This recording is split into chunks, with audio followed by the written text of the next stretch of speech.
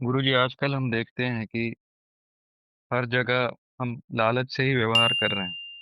भगवान गुरु के पास जाते हैं तो भी कुछ ना कुछ संपदा, धन चाहिए या बच्चे चाहिए, या लालच से ही जाते हैं, लालच से ही जीते हैं, लालच में ही मरते हैं। तो तू कैसा जीते? ऐसा है, लालच तो सांसारिक स्वभाव है। आप इंद्रियों के अनुसार ही जीते हो, तो इंद्रियां तो उसी तरफ जाएंगी जहां काम, क्रोध, लोभ, मोह, अहंकार होगा। जहां लोभ होगा, लालच होगी, इंद्रियां वहीं जाएंगी।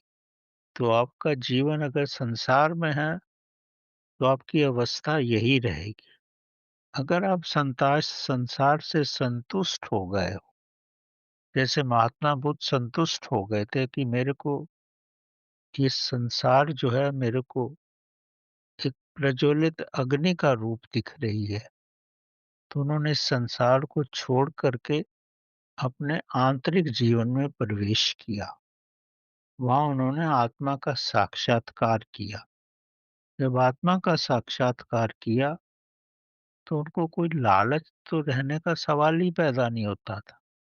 उन्होंने तो सब कुछ धन धान्य ही छोड़कर ही वहां गए थे।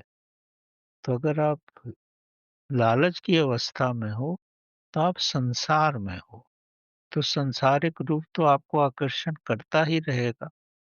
अगर आपको सांसारिक रूप में रहना है तो होगा ही, तो कोई अंत ही नहीं है इसका कुछ।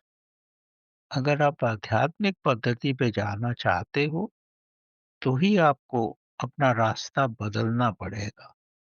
और रास्ता आप तभी बदल सकते हो जब आप इस रूप में अपने आप को पूर्ण रूप से संतुष्ट कर लो।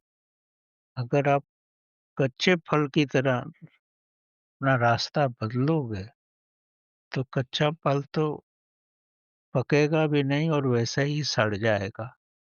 तो इस संसार में रह के अपने को पूर्ण रूप से संतुष्ट कर लो, लालच से, काम से, क्रोध से, जो भी है। तब जब प्रभु की तरफ जाते हो, तो फिर पीछे मुड़ के नहीं देखो। जब प्रकाश में जाते हो तो अंधकार को मत देखो। अगर अभी अंधकार में हो तो यहीं रहो, आनंद में रहो जब तक आप अपने आप को संतुष्ट नहीं कर लेते।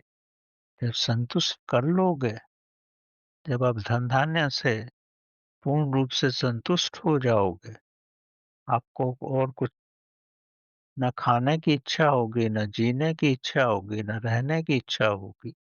जब ये संसार आपको आग का बबूला नज़र आएगा, तब आप परमात्मा की तरफ जाओगे तो पीछे मुड़ के नहीं देखोगे।